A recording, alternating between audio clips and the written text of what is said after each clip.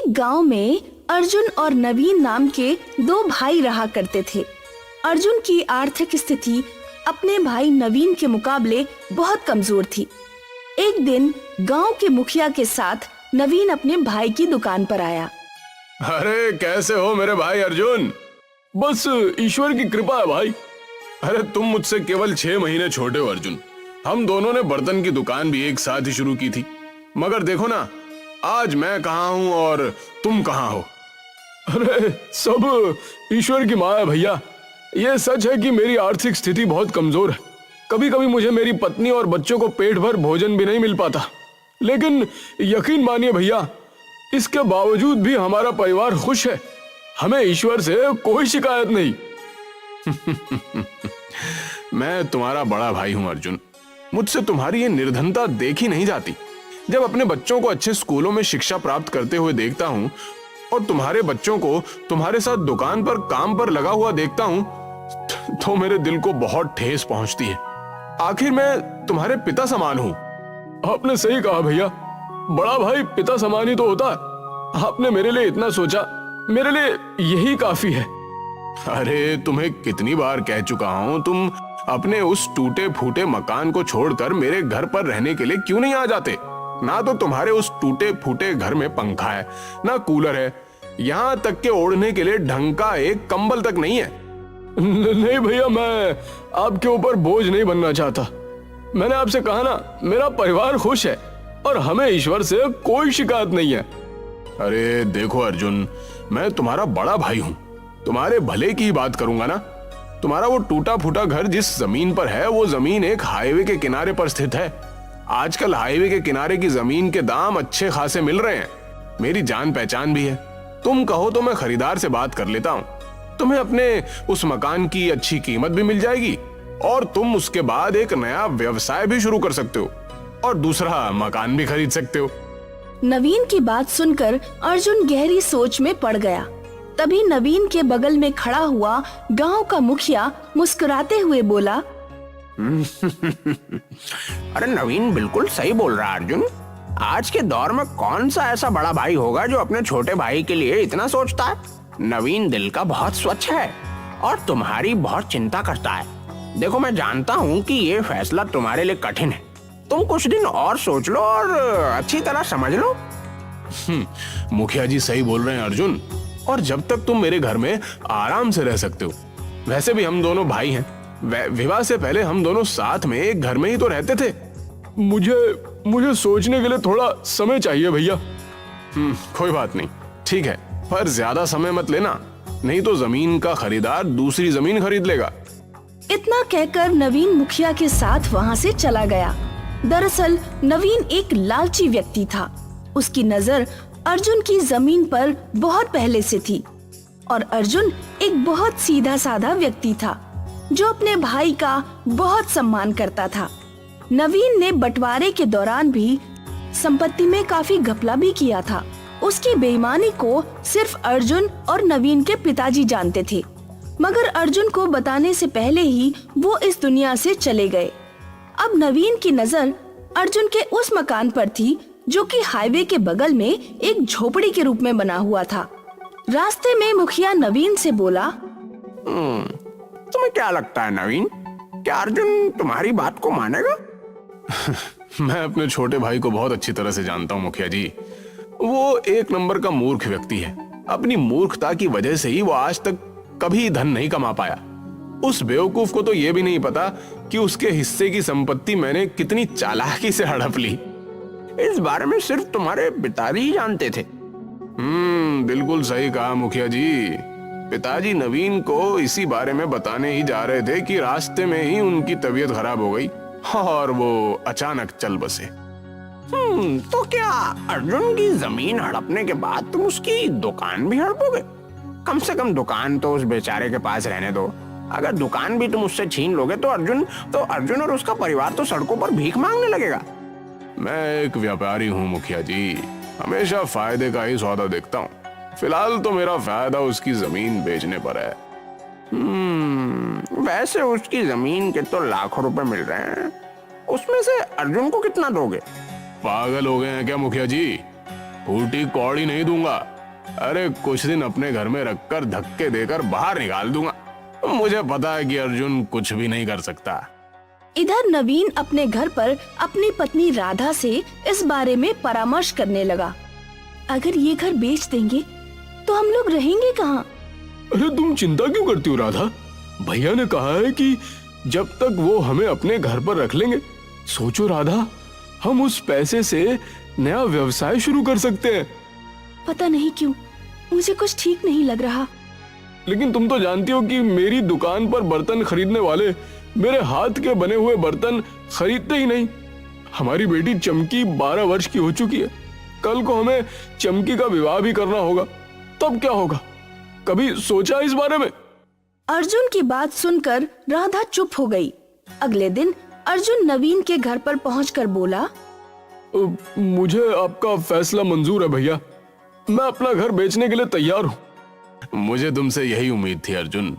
तुम एक काम करो, तुम आज ही अपने परिवार को यहाँ लेकर आ जाओ। मैं आज शाम को ही उस बिल्डर से बात कर लेता हूँ। कल तक पैसे तुम्हारे हाथ में आ जाएंगे। अर्जुन अपने परिवार को नवीन के घर पर ले आया। उसके परिवार को देखकर नवीन की पत्नी कामिनी क्रोधित होकर नवीन से बोली, आप भी ना किन किन भिखारियों को यहाँ पर उठाकर ले आए हैं? इनके कपड़े तो देखो कितने मैले हैं। लग रहा है मानो सालों से इन सबको कपड़े ही नसीब नहीं हुए। अरे धीरे बोलो कामिनी, अगर कहीं गलती से भी अर्जुन के कानों में तुम्हारी आवाज पहुंच गई तो मेरे किए कराए पर पानी फिर जाएगा। लेकिन आप एक बात कान खोल के सुन लीजिए, मैं उन तीनों को ज्यादा दिन बर्दाश्त नहीं कर पाऊंगी। अरे धीरज रखो, 2-3 दिन बाद मैं इन सबको धक्के देकर स्वयं घर से बाहर निकाल दूंगा। नवीन ने बड़ी चालाकी से एक सादे स्टैम्प पेपर पर अर्जुन का अंगूठा लगवा लिया। अर्जुन अपने भाई पर बहुत भरोसा करता था। शाम को अर्जुन ने वो जमीन लाखों रुपए में उस बिल्डर को बेच दी। 2 दिन बाद जब अर्जुन नवीन से बोला, भैया हमें यहाँ पर रहते हुए 2 दिन हो गए और सच तो यह है कि मैं और मेरी पत्नी यहाँ पर असहज महसूस कर रहे हैं। आप मुझे पैसे दे दीजिए, हम यहाँ से चले जाते हैं। अर्जुन की बात सुनकर नवीन क्रोधित होते हुए बोला, कौन से पैसे? कैसे पैसे? भैया वो मेरा मकान जो आपने बेचा था उसके पैसे। अरे मैं तुम्हें बताना भूल गया अर्जुन। बात असल में यह है कि वो बिल्डर धोखेबाज निकला। उसने हाईवे के बगल की तमाम जमीनों को धोखे से अपने नाम कर लिया और उन सारी जमीनों को मुंबई के किसी बड़े सेठ को बेच दी और वो देश छोड़कर फरार हो गया। नवीन की बात सुनकर अर्जुन के पैरों तले जमीन खिसक गई।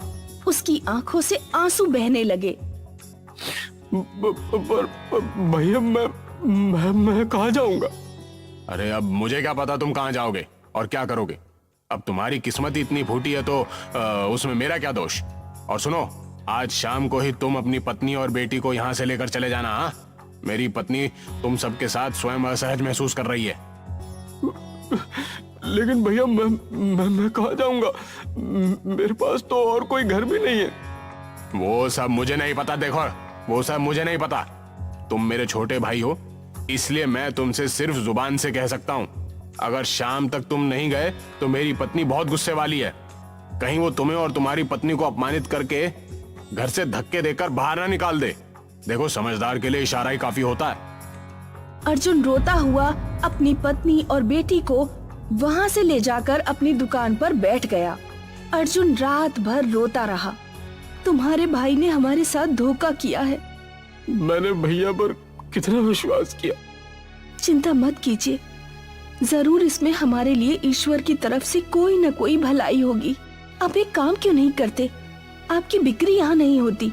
आपके बनाए हुए बर्तन बहुत ही अच्छे होते हैं। आप उन बर्तनों को शहर में जाकर क्यों नहीं बेचते? हिम्मत हारने से क्या होगा? अगले दिन अर्जुन अपनी पत्नी के कहे अनुसार अपने बनाए हुए बर्तन दूसरे गांव में जाकर बेचने लगा। अर्जुन ये देखकर हैरत में पड़ गया कि उसके बर्तन एक ही दिन में सब बिक गए। राधा, तुम बिल्कुल सही कह रही थी। मेरे हाथ के बने हुए बर्तन हमारे गांव में नहीं बिकते थे, मगर दूसरे गांव में तो सारे बर्तन बिक गए। अब मैं खूब मेहनत करूंगी। अर्जुन नए बर्तन बनाने में जी जान से जुट गया। एक दिन अर्जुन अपने बर्तन बेचकर अपने गांव वापस लौट रहा था। गर्मी ज्यादा थी। गर्मी की वजह से अर्जुन एक पेड़ के नीचे बैठ गया कि तभी एक बूढ़ा व्यक्ति बड़ी सी पोटली लिए हुए अर्जुन के पास आकर बोला, क्या मैं यहाँ बैठ सकता हूँ कुछ देर के लिए? क्यों नहीं बाबा, ये जंगल तो सबका है और इस पेड़ पर मेरा नाम थोड़ी लिखा हुआ है। मुझे बहुत जोरों से प्यास लगी है।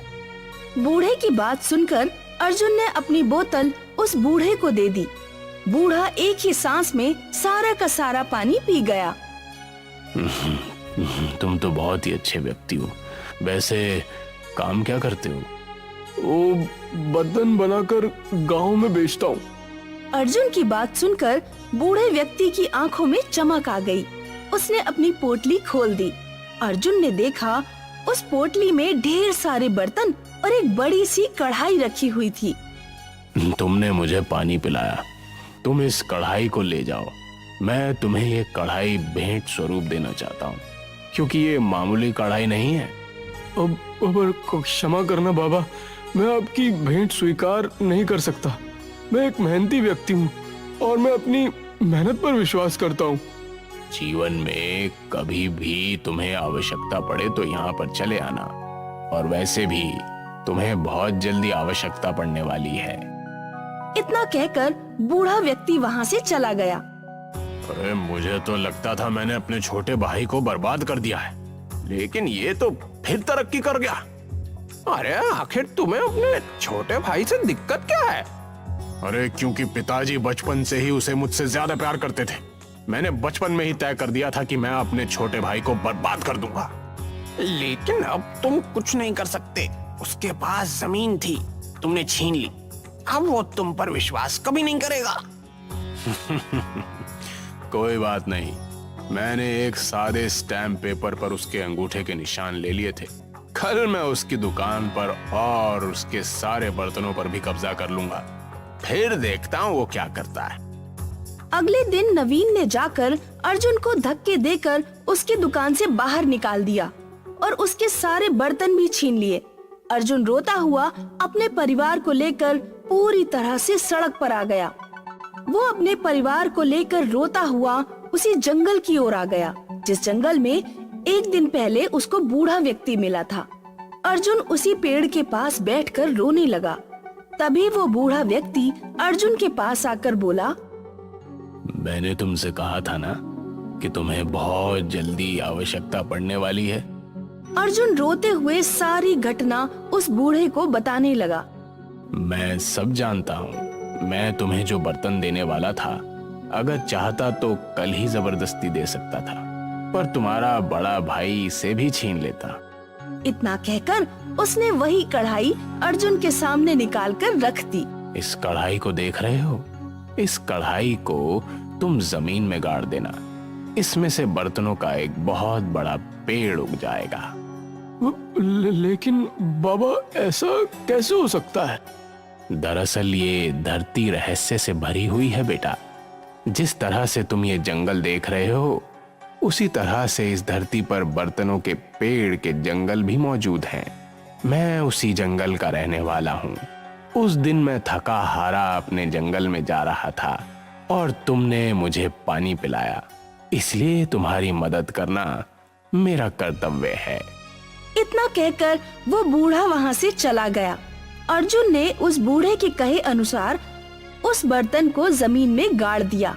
अगले दिन जब अर्जुन सोकर उठा तो उसने देखा कि उसके सामने एक लंबा बर्तनों का वृक्ष लगा हुआ था और उस कढ़ाई का आकार बहुत बड़ा हो गया था।